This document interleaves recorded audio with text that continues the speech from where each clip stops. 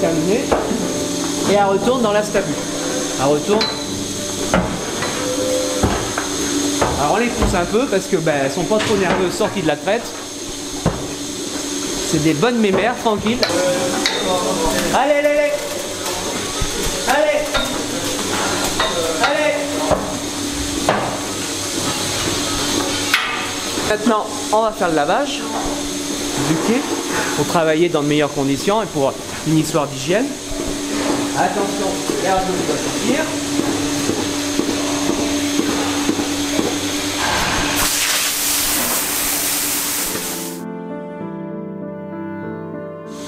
Maintenant, c'est libéré. On rentre un nouveau lot de vache.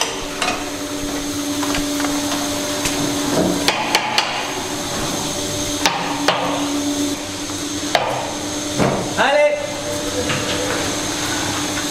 Viens, viens, viens, viens, viens. Allez, allez, allez, allez. Allez.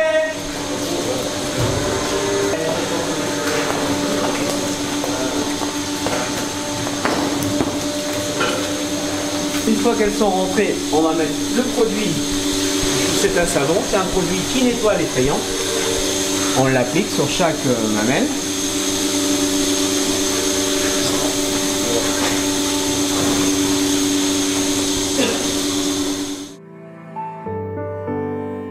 Voilà. Ensuite, on procède de la façon suivante. On prend un papier pour essuyer la mamelle.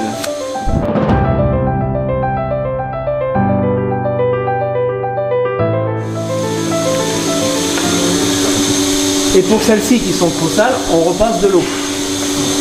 On la remouille pour qu'on ait une qualité de traite irréprochable.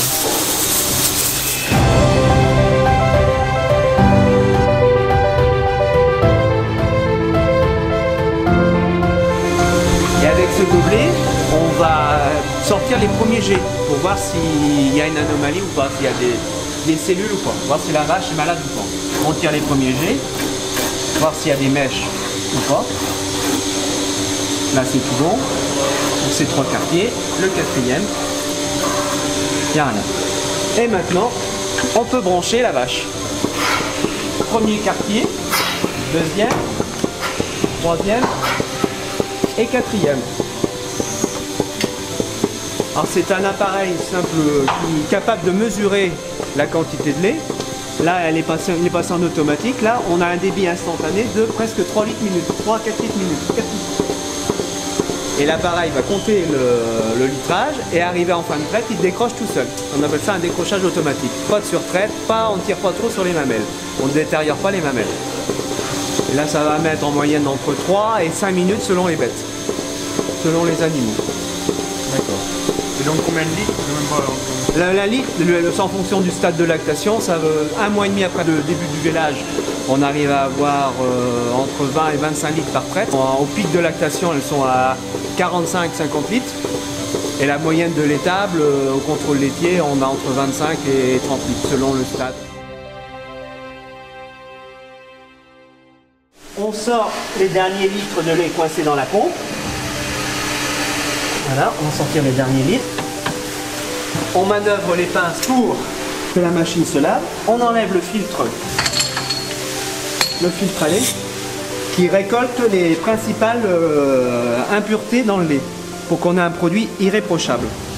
Alors on l'enlève et on regarde au passage s'il y a des problèmes de caillots de sang ou d'anomalies qu'on n'aurait pas vu pendant la traite. On remet ça à sa place et après on procède au lavage de la machine. On récupère les derniers litres de lait et ensuite on récupère la canne.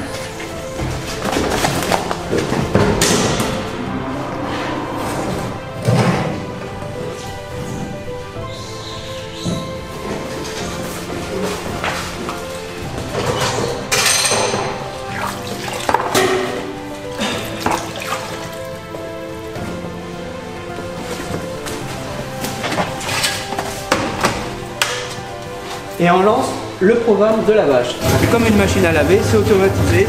Elle prend l'eau, la lessive toute seule. La machine gère le lavage proprement dit de l'intérieur du matériel de traite.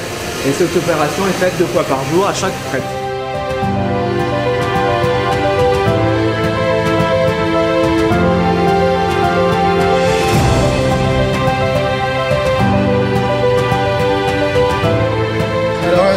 Une description rapide de l'organisation du travail sur une année.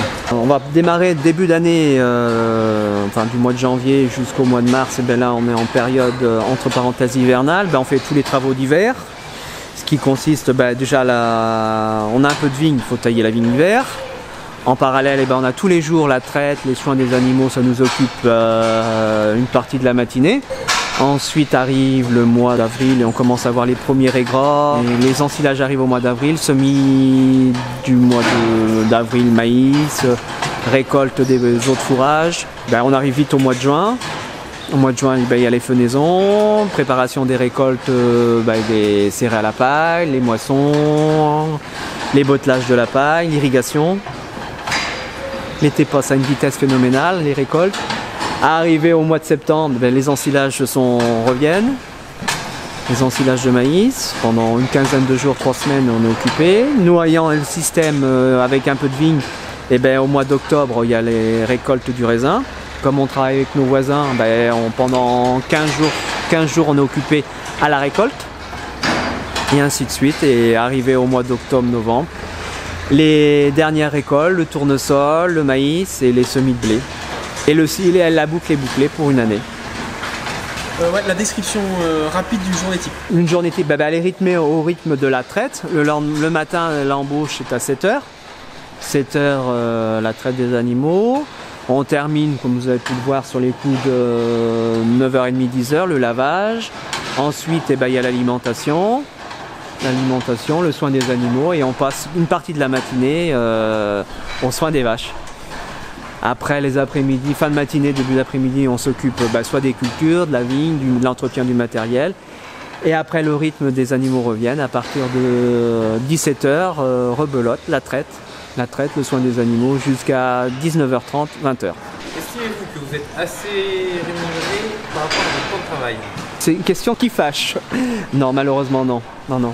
C'est l'aberration. Et si on veut continuer d'avoir des agriculteurs dans notre si beau pays, il va falloir que la société évolue parce qu'on ne pourra pas travailler au cours mondial avec des charges franco-françaises et des règles de plus en plus strictes qui vont finir par nous tuer. C'est pas possible. Parce que avoir des prix de tous nos produits agricoles n'ont pas évolué depuis 30 ans et tout ce qui va être environnement, contraintes administratives prend de plus en plus de place. On ne pourra pas être à la fois répondre aux attentes de nos concitoyens en ayant admettons, le sujet d'actualité, c'est les zones de non-traitement. Ne plus utiliser, admettons, selon les exploitations, jusqu'à 15% de nos surfaces agricoles, qu'est-ce qu'on va en faire si on n'est pas valorisé en conséquence? Le gros souci, c'est ça. Est-ce qu'on va transmettre encore la volonté d'installer des jeunes dans un système aussi complexe et non rémunérateur? Alors, quels sont les débouchés? La production, où c'est qu'elle va? Alors, notre production, le lait est vendu sur le site de Terra Lacta, la coopérative de la région Poitou-Charentes. On retrouve les produits dans les étals. Ensuite, la viande, elle va dans le cycle normal de... Voilà, c'est transformé dans la distribution normale, la boucherie, entre parenthèses, normale. Ensuite, notre production de vin, qui est destiné pour le cognac, lui, il est vendu à Annecy. De ce côté-là, en ce moment, il n'y a pas de souci de commercialisation. Et depuis quelques années, on essaye de faire de la vente directe. Voilà, on essaye de valoriser nos animaux, de garder nos plus belles bêtes, de les vendre en caissettes, prêtes à être utilisées par le consommateur sous vide. On fait des veaux type du veau de chalet, du veau de lait et des vaches. Et depuis quelques temps, on essaye en même temps de faire des productions diverses, du jus de raisin qu'on vend avec aux consommateurs en direct, qu'on essaye de valoriser. Et on essaye depuis quelques temps, mon épouse essaye de faire du miel, fait du miel. Voilà, on vend du miel sur l'exploitation. Parce que là aussi, c'était un souhait personnel de diversifier et notamment aussi de montrer nos pratiques agricoles, que nos produits, nos pratiques ne tuent pas forcément plus les abeilles que le grand public laisse entendre. En réalité, l'élevage d'abeilles, c'est comme un élevage autre laitier ou allaitant. Si on ne va pas voir ce qui se passe dans la ruche, c'est toujours facile de dire c'est la faute de l'autre, alors que l'apiculteur n'a pas répondu finalement à l'épidémie qu'il peut avoir dans la ruche. Il ne donne pas à manger. Comment voyez-vous l'avenir de votre système? On a des grands doutes sur l'évolution. Non, parce que si les attentes de la société évoluent comme on pense, ça va être compliqué de rester agriculteur dans quelques temps. Parce que nos pratiques sont de plus en plus décriées. Il faut expliquer, on est prêt à ouvrir nos fermes, on fait des portes ouvertes, mais malgré tout, les gens sont toujours doutent sur notre qualité de travail. Mais trop, je pense qu'à terme, notre système de production de masse va vite aboutir à la fin.